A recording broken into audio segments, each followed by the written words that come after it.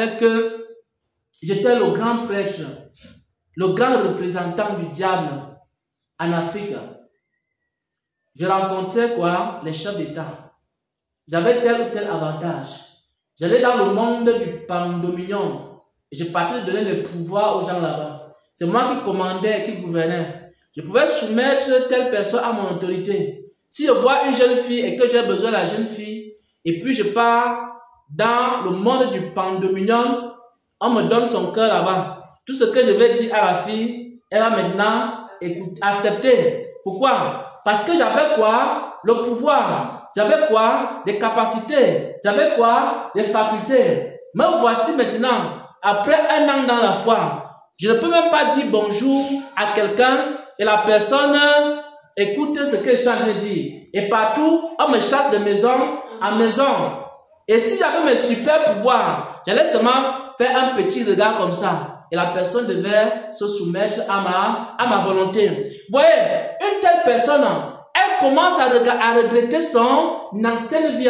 Si tu es chrétien et que tu menais une vie de péché, et que tu es chrétien, tu étais peut-être un ancien sorcier, tu es chrétien, tu étais un ancien occultiste. Pour que tu avances dans la foi chrétienne, il y a une condition. La condition, c'est quoi? Tu dois détester ton ancienne vie. Parce que si tu mets la main à la charrue, tu regardes encore en arrière, tu n'es pas propre pour le royaume des cieux. Je vous dis la vérité. Il faut vous méfier des gens qui ont fait la magie noire, la magie blanche, la magie, je ne sais pas quoi. Parce que quand ils arrivent en Christ, s'ils n'ont pas les dons spirituels, ils vont commencer à rechercher les esprits de divination. Je vous dis la vérité. Imaginez un marabout, on venait le consulter. Chaque jour, on le consultait. Et maintenant, on lui donne de l'argent. Il avait les honneurs, il partait à la présidence, il rencontrait les ministres.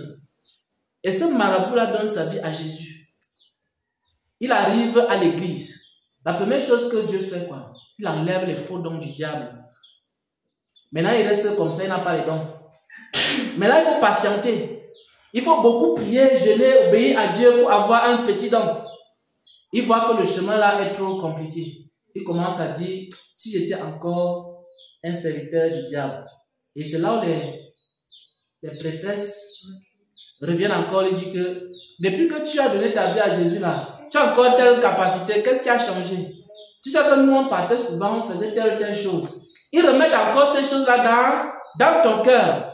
Mais parce que tu as mis la main à la charrue, si tu ne regardes pas en arrière, lorsque ces tentations vont venir, tu vas dire arrière de moi, Satan. Pourquoi? Parce que tu as déjà pris une décision. Parce que tu as déjà pris un engagement.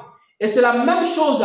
Si tu avais une petite amie, alors, et que la petite amie revient encore pour que vous fassiez les mêmes choses, sans que vous ne soyez mariés, il faut lui dire que tu as donné ta vie à Jésus-Christ. Parce que tu as déjà mis quoi? La main à la charrue. Il ne faut plus regarder en arrière. Ne regarde pas que c'est lui qui me payait le loyer. Ne regarde pas que c'est lui qui me payait les études. Ne regarde pas que c'est lui qui me donnait l'argent pour manger. Celui qui me donnait l'argent pour le maquillage. Pour telle ou telle chose.